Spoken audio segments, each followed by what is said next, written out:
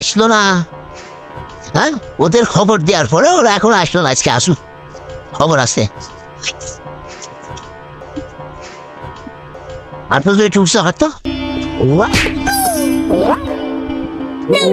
তুমি আমাকে কেন মারলেন? মারবেন তো নাজমুলকে। তোকে যে দায়িত্ব দিয়ে গেলাম, দায়িত্ব কি করলি?